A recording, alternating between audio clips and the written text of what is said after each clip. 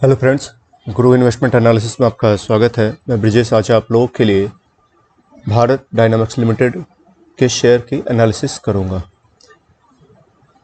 Video में आगे बढ़ने से पहले मैं आप लोगों से निवेदन करूंगा कि आप लोग प्लीज़ मुझे सपोर्ट करने के लिए मेरे चैनल को सब्सक्राइब करें, वीडियो को लाइक करें, कमेंट करें, शेयर करें और कोई मुझे फीडबैक देना हो तो अवश्य दें।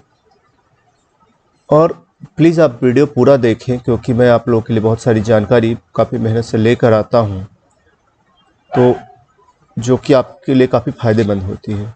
और एक बात और कहना चाहूँगा कि आप प्लीज़ ये जो वीडियो है सिर्फ एजुकेशनल पर्पज़ के लिए है, तो आप इसके आधार पे कम्प्लीटली डिपेंडेंट होकर इन्वेस्ट ना करें।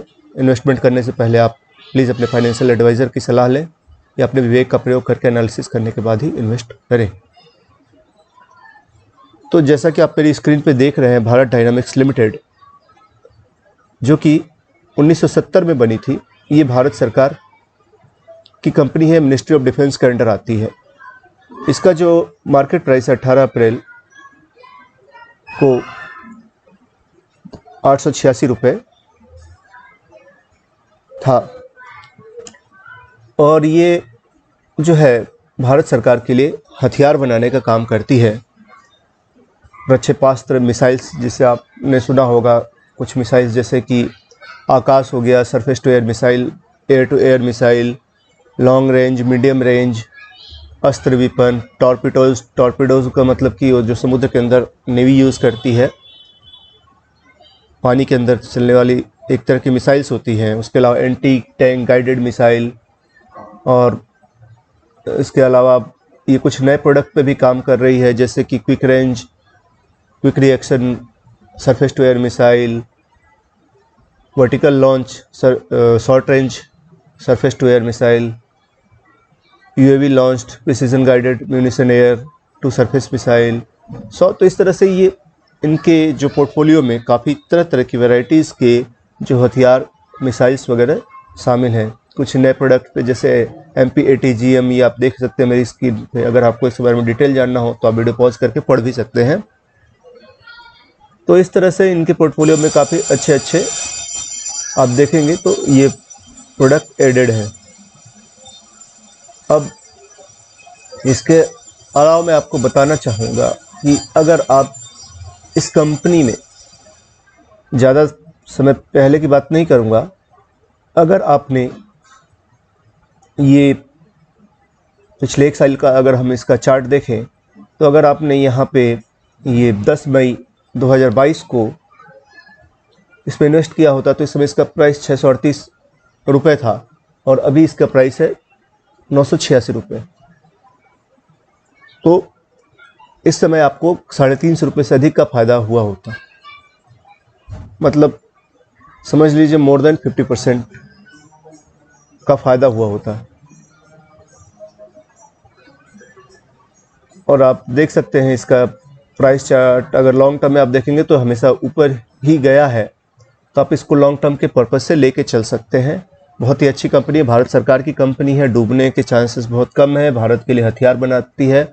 और जैसा कि आप देख ही रहे हैं, भारत को के दुश्मन जैसे चाइना और पाकिस्तान, इनका सामना करने के लिए भारत को हथियार रखना ही पड़ेगा, क्योंकि हथियार रखने का मतलब ये नहीं कि उसे आप यूज़ ही करना चाहते हैं। हथियार रखने का मतलब होता है कि सामने वाले के मन में भी उसके लिए खौफ होता है कि मैं जिससे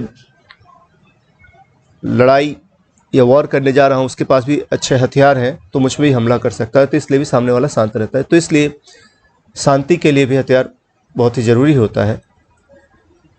मैं आपको इसके बारे में और आगे बताना चाहूँगा कि इसका जो मार्केट कैपिटलाइजेशन जो है 18,045 करोड़ का है।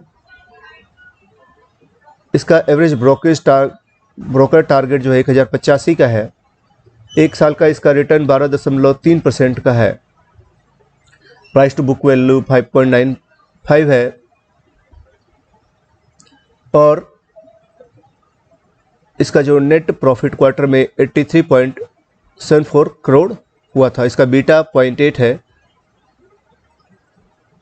और बहुत ही अच्छी कंपनी है, रक्षा क्षेत्र की कंपनी है भारत की, तो आप इस पे इन्वेस्ट कर सकते हैं। इसका अगर आप ऑर्डर बुक देखें तो 1 मार्च 2023 को 13,708 करोड़ का था।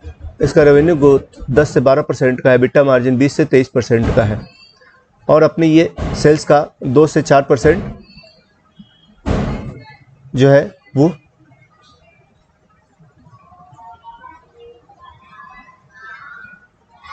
R&D में इन्वेस्ट करती है।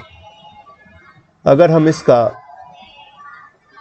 फाइनेंशियल थोड़ा इंसाइट देखें, हाईलाइट देखें, तो इसका जो रेवेन्यू Q3 2022 में था 1436 करोड़, Q3 2023 में 1691 करोड़, प्रॉफिट आफ्टर टैक्स जो है वो 199 करोड़, वैल्यू ऑफ प्रोडक्शन है 1840 करोड़, एबिटा आपका 225 करोड़,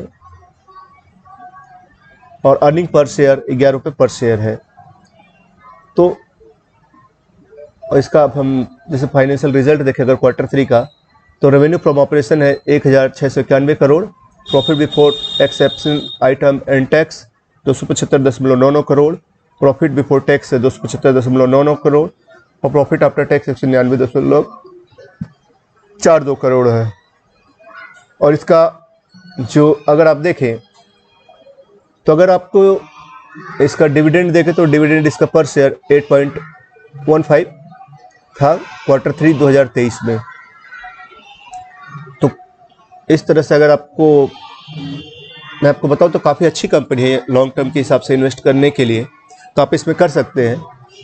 बस इन्वेस्ट करने से पहले मैं आपसे निवेदन करूंगा, प्लीज़ अपने फाइनेंशियल एडवाइज़र की सलाह लें, अपने विवेक का प्रयोग करें।